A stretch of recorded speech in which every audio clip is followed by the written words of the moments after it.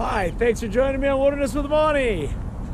It snowed all night, and it snowed pretty good in Reno. I live a little north of Reno. It snowed even more, and because it's a little bit higher than downtown. And there was a lot of snow on the roads, but around 10 o'clock, things started to look a little clearer, so I figured I'd come out and do some fishing.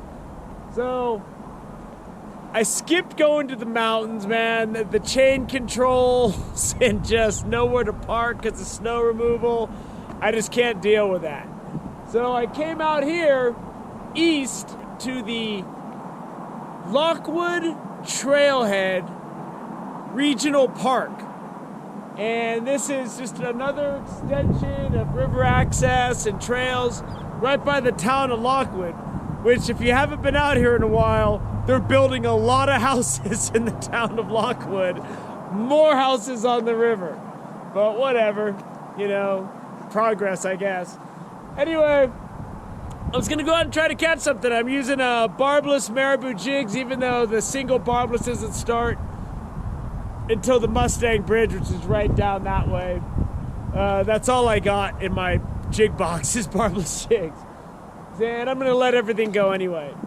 So, you know, there's snow on the ground, it's gonna be slippery, the flow's low, blah, blah, blah. Let's just go fishing and see what happens. I have a clip for this actual area on my, I think it's on my Truckee River Streak playlist. But it could be on my Rivers playlist, I'm not sure. But I'm gonna go ahead and start at this area right here, which is the first place everybody fishes. And they've cut out, there was a lot of brush here the last time I came, and they've just cleaned it all out. All the brush is gone, they clipped down the trees, and that's in a lot of the Truckee River. They've cleaned up a lot of stuff, and it's made fishing real easy. So the flow's low and it's shallow, so I'm gonna be working this thing fast. There's a lot of sticks in the water in this area of the river.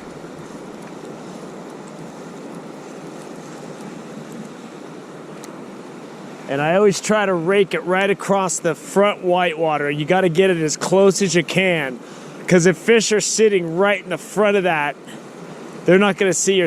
Whoa, there we go. He came up and nailed that. Whoa. There we go. Another rare hook set. First, that was like the second cast, man.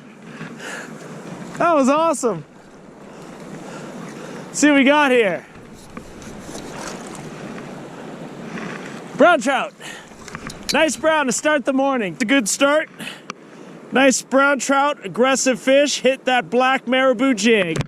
Whoa, there he goes, back in the water. Man, my hands are freezing. This water is cold.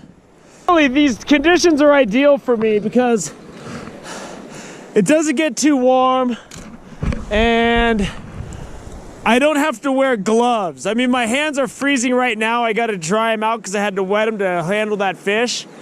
But he was right in that front water that I was talking about. And he followed the jig and hit it right in front of me. Said in my Wes Walker video I put up last week, this water's slim, there's a lot of snags, so I'm holding my rod straight up and down and even tilted back above my head because my rod's only 5 feet long. So that's the only way I can keep my jig up out of the snags is by keeping my rod tip up high. So here's a little trick I use. I'm fishing this river and I'm in a spot where it's too far for me to hit the far bank, but I can wade out pretty easily. So I figure out what my maximum casting distance is through trial and error, and then I wade out just to that point, and then all I gotta do is wing it as hard as I can, and my lure's dropping, like literally it's almost bouncing off the boulders on the other side.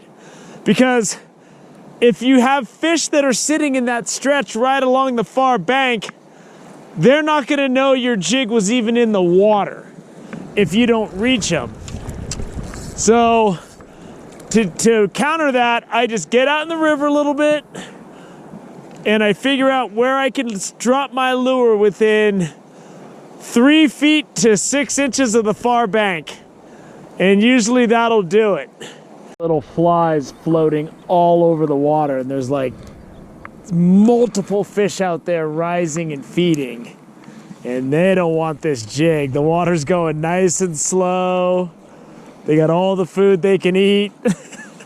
I'm throwing this big old hammer out there, and they're telling me what I can do with it.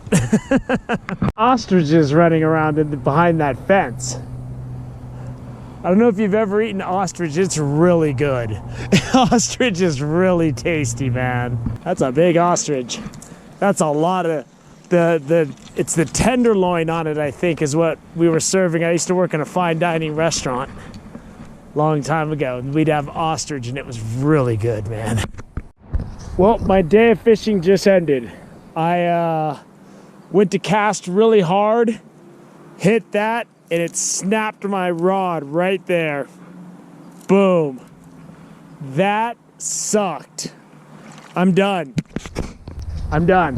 There's nothing else for me to do here. I got that nice stretch up there. I wasted all that time down there, and I just lost my rod to a freak accident. Well, at least I was able to tell a guy with a fly rod, he's got some drives, to go try to match whatever they got down there. I've never had this happen to me.